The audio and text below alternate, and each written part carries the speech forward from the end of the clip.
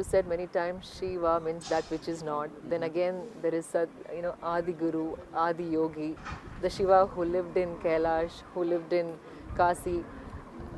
What is that like? What is that which is not, and what is this Shiva whom you talk as Adi Yogi?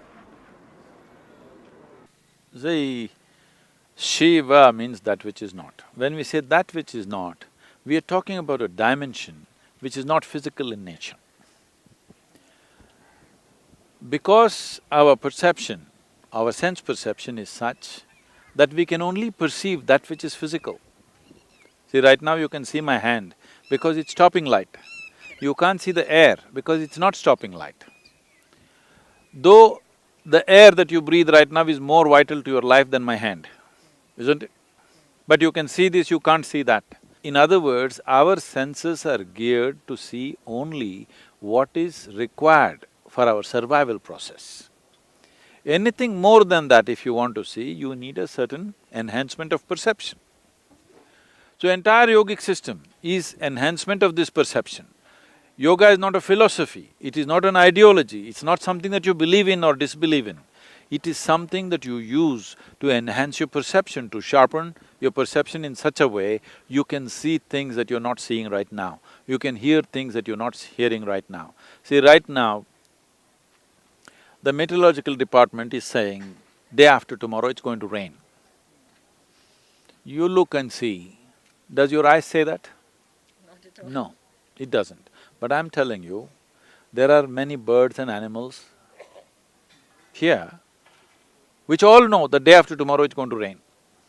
Ants know it's going to rain day after tomorrow, but you don't know. Why? They are probably experiencing something different.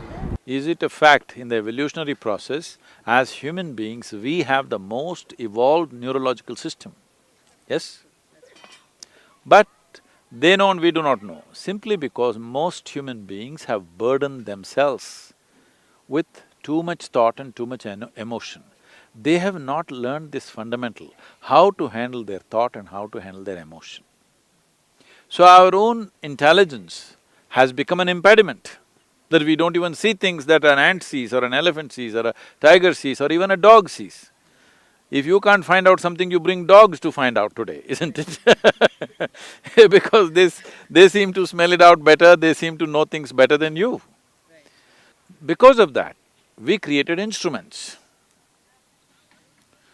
Because we have an intelligence which is of a certain kind and which is still new to us, if in evolutionary scale it's still new to us, because of this, we came up with tools, mechanisms, instruments.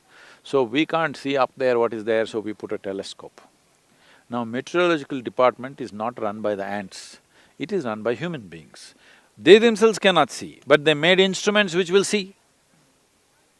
Yes? The ants may be able to see by themselves for their survival. We are not able to see because there is too much thought and emotion going on. But now we came up with instruments which will see for us, which will hear for us, which will tell us things which we ourselves are not able to do. So in this entire process, what is visible and what is not visible, what has a physical structure and what does not have a physical structure, we started exploring all these things. But the fundamental of our science or the pursuit of our science is called as physics. Physics is the only real science, rest is all offshoots of that.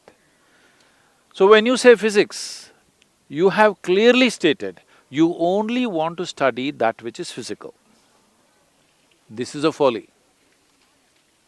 This is the biggest mistake we've made. Now we are saying, only if it's physical, it can be studied and it exists. Anything that is not physical does not exist.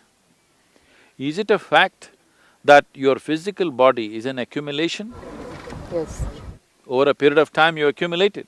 So, if only this is real, you as a person, you as a life is not real. This is what we are stating. I'm saying this is where the fundamental flaw is. So Shiva means that which is not.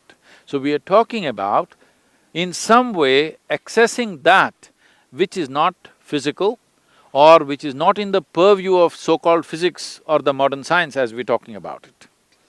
Today modern science knows that there seems to be something beyond, so now they're saying your logic won't get you there, so they're inventing something called as fuzzy logic. But still it's not enough because still you're trapped in your own setups, because it's physics. You are only willing to accept the physical as reality. That means your very life is not a reality. The life that you are is not a reality, only your body is reality. So we have developed an entire culture based on this. When you say Shiva, in a way, you're transcending that limitation of cultural limitations, scientific limitations, the mindset limitations that people have. Then where did he come from? If you grasped certain things and you got a certificate, you have grasped certain aspects of human body, we will tell you, oh, she's doctor.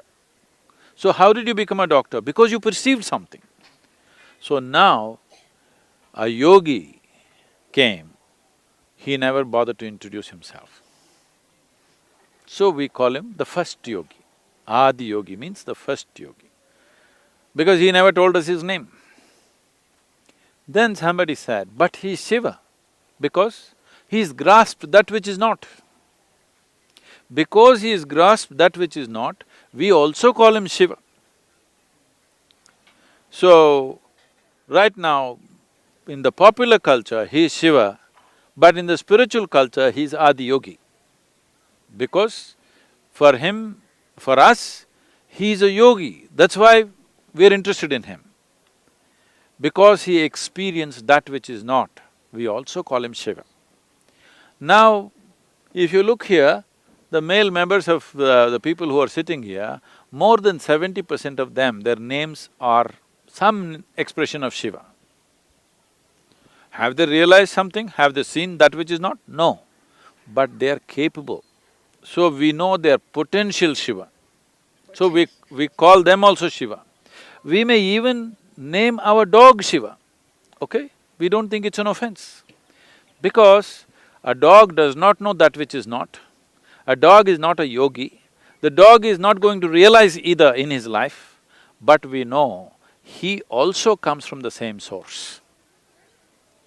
As I came, as you came, he also comes from the same source. So we don't think it's a improper thing to call our dog also yoga. Some people are getting very offended that I said this. They can get offended because I don't think maybe they use the word dog as a derogatory term. I don't think there's anything derogatory about being a dog. Most people trust a dog more than the human beings. Very true. So as far as I'm concerned, I can even call a grasshopper Shiva, and I do. If I see a tree, I say Shiva. If I see a rock, I say Shiva. If I just look into the empty sky, I say Shiva. If I see moon, I say Shiva. If I see star, I say Shiva. So, are these rocks going to realize that they're Shiva? No. They may not realize, but I have realized. That's a big difference.